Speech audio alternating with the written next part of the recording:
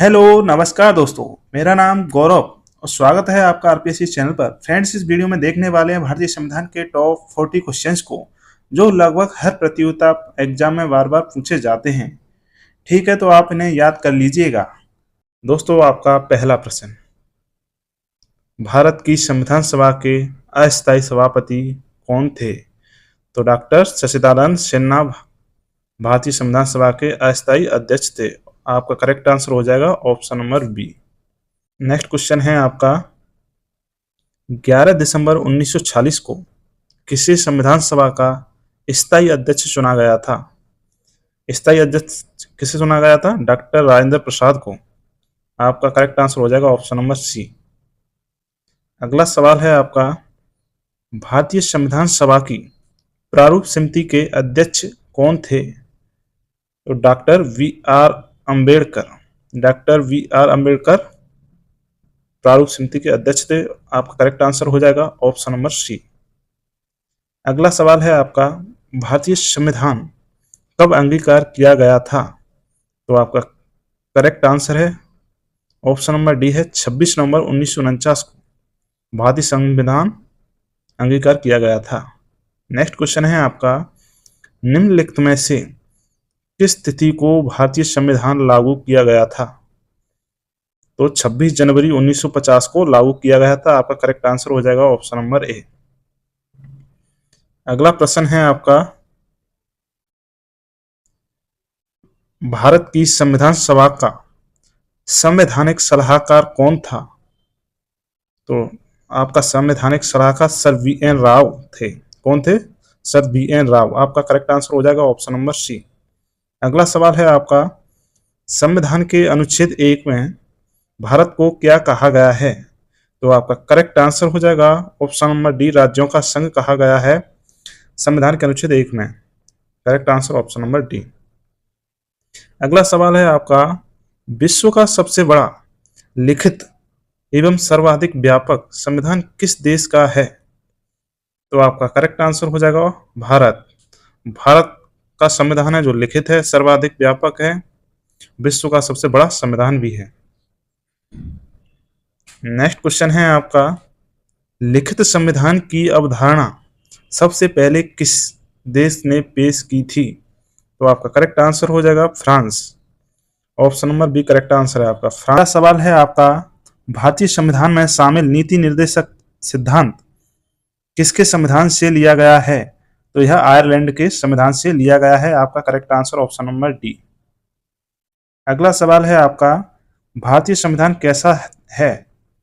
तो अंशतः कठोर और अंशतः लचीला भारतीय संविधान है। आपका करेक्ट आंसर हो जाएगा ऑप्शन नंबर बी। अगला सवाल है आपका, स्वतंत्र भारत के प्रथम कानून मंत्री कौन थे? तो डॉक्टर वी आर अम्बेडकर स्वतंत्र भारत के प्रथम कानून मंत्री थे। ऑप्शन नंबर डी आपका करेक्ट आंसर हो जाएगा। अगला सवाल है आपका, गीत जनगण मन को भारत के राष्ट्रीय गान के रूप में किस वर्ष स्वीकृत किया गया था? तो 1950 में स्वीकृत किया गया था। कब किया गया था? 1950 में। आपका करेक्ट आंसर हो जाएगा ऑप्शन नंबर सी। अगला सवाल है आपका, निम्नलिखित में से किस अधिकार को डॉक्टर वी आर अम्बेडकर ने संविधान का हृदय और आत्मा कहा था? तो संवैधानिक उपचार का अधिकार को संविधान का हृदय और आत्मा कहा था वी आर अम्बेडकर ने। आपका करेक्ट आंसर हो जाएगा ऑप्शन नंबर डी। अगला सवाल है आपका, निम्न में कौन सा संशोधन अधिनियम मिनी संविधान माना जाता है? तो आपका 42वां संविधान संशोधन अधिनियम 1976 को मिनी संविधान माना गया है। ऑप्शन नंबर आपका सी। दोस्तों, चैनल पर नए हो तो चैनल को सब्सक्राइब कर देना, बेल आइकन को प्रेस कर देना, जिससे हमारे आने वाला वीडियो सबसे पहले आपको प्राप्त हो सके। दोस्तों, नेक्स्ट क्वेश्चन है आपका, निम्न में से कौन सा मौलिक अधिकार नहीं है? तो संपत्ति के अधिकार मौलिक अधिकार नहीं है। आपका करेक्ट आंसर हो जाएगा ऑप्शन नंबर बी। अगला सवाल है आपका, हमारे संविधान में न्यायिक पुनरावलोकन जुडिशियल रिव्यू की अवधारणा किस देश के संविधान से ली गई है? तो आपका करेक्ट आंसर है यूएसए। यूएसए के संविधान से ली गई है न्यायिक पुनरावलोकन की अवधारणा जुडिशियल रिव्यू की। नेक्स्ट क्वेश्चन है आपका, भारतीय संविधान में मूल अधिकार फंडामेंटल राइट्स किस संविधान से लिए गए हैं? तो अमेरिका से लिए गए हैं। कहां से लिए गए हैं? अमेरिका से। आपका करेक्ट आंसर हो जाएगा option number A. Next question है आपका, किस संविधान संशोधन के अंतर्गत मौलिक कर्तव्यों को शामिल किया गया है? तो आपका करेक्ट आंसर हो जाएगा बी, 42वां संविधान संशोधन 1976 को मौलिक कर्तव्यों में शामिल किया गया है। अगला सवाल है आपका, अस्पृश्यता का अंत संविधान के किस अनुच्छेद द्वारा किया गया है? तो अनुच्छेद 17 के द्वारा किया गया है और आपका करेक्ट आंसर हो जाएगा ऑप्शन नंबर ए। अगला सवाल है आपका, चतुर्थ स्तंभ शब्द का प्रयोग निम्न में से किसे इंगित करने के लिए होता है? तो आपका है प्रेस तथा समाचार पत्र। प्रेस और समाचार पत्र को चतुर्थ स्तंभ कहा जाता है गवर्नमेंट का। अगला प्रश्न है आपका, भारतीय संविधान के किस अनुच्छेद में राज्य को ग्राम पंचायत के संगठन का निर्देश दिया गया है? तो आपका अनुच्छेद 40 में दिया गया है। किस में दिया गया है? अनुच्छेद 40 में। आपका करेक्ट आंसर बी। अगला सवाल है आपका, पंचायती राज की त्रिस्तरीय समिति का गठन किसके द्वारा किया गया था? तो आपका बलवंत राय मेहता समिति के द्वारा किया गया था। किसके द्वारा किया गया था? बलवंत राय मेहता। आपका करेक्ट आंसर हो जाएगा option number A. Next question है आपका, भारत के राष्ट्रपति के निर्वाचन के लिए न्यूनतम निर्धारित आयु कितनी है?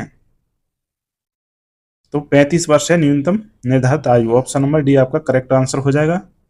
अगला सवाल है आपका, निम्नलिखित में से वह व्यक्ति कौन था जिसे भारत के राष्ट्रपति के रूप में निर्विरोध चुना गया था?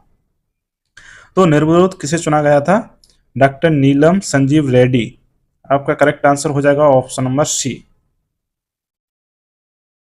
नेक्स्ट क्वेश्चन है आपका, राष्ट्रपति को पद की शपथ कौन दिलाता है? तो भारत के मुख्य न्यायाधीश राष्ट्रपति को पद की शपथ दिलाते हैं। आपका करेक्ट आंसर हो जाएगा ऑप्शन नंबर डी। अगला सवाल है आपका, राष्ट्रपति अपना त्याग पत्र किसे सौंपता है? तो उपराष्ट्रपति को सौंपता है। किसको सौंपता है? उपराष्ट्रपति को राष्ट्रपति अपना त्याग पत्र सौंपता है। Option number C correct answer. अगला प्रश्न है आपका, किसी राज्य में राष्ट्रपति शासन का तात्पर्य है कि वह राज्य संचालित होता है। तो राज्य के राज्यपाल द्वारा। क्या है? राज्य के राज्यपाल द्वारा किसी राज्य में राष्ट्रपति शासन का तात्पर्य है। नेक्स्ट क्वेश्चन है आपका, राज्यसभा में राष्ट्रपति द्वारा कितने सदस्य मनोनीत किए जाते हैं? तो आपका 12 सदस्य को मनोनीत किया जाता है राज्यसभा के अंदर राष्ट्रपति के द्वारा।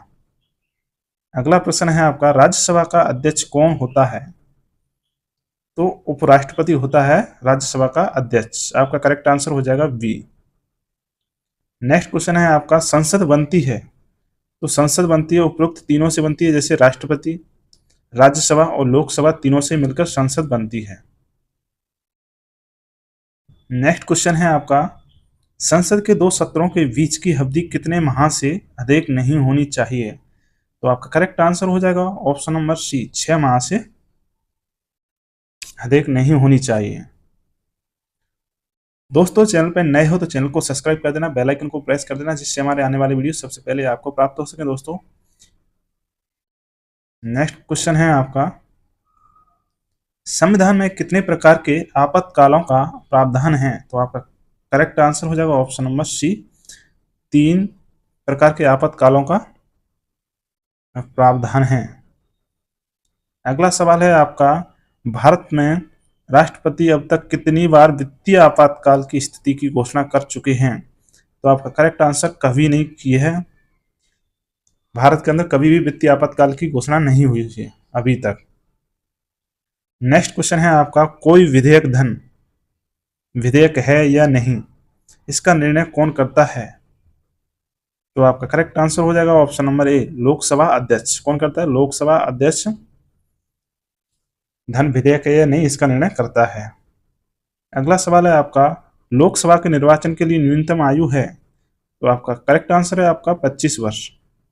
Option number D correct answer हो गया आपका। अगला सवाल है आपका, संविधान की प्रस्तावना में धर्मनिरपेक्ष समाजवादी शब्द किस संविधान संशोधन के अंतर्गत जोड़ा गया था? तो आपका करेक्ट आंसर हो जाएगा 42वें संविधान संशोधन के तहत जोड़ा गया। Option number A correct answer हो गया आपका। अगला सवाल है आपका, लोकसभा के प्रथम अध्यक्ष कौन थे? तो आपका करेक्ट आंसर हो जाएगा जीवी मावलंकर। कौन थे? जीवी मावलंकर थे। Option number A correct answer हो गया।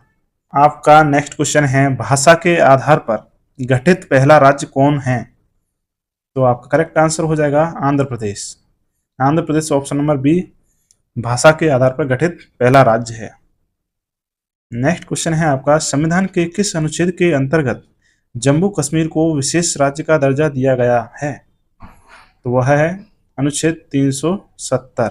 आपका correct answer option number B. दोस्तों अब मिलता है आपको एक प्यारा सा चैलेंज, जिसका जवाब देना है आपको कमेंट बॉक्स के अंदर। देश के 29वें राज्य तेलंगाना का गठन कब हुआ था? तो आपके ऑप्शन है 1 अक्टूबर 2014, 2 जून 2014, 2 जुलाई 2014, 1 अगस्त 2014। तो इसका जवाब आपको कमेंट बॉक्स के अंदर देना है दोस्तों।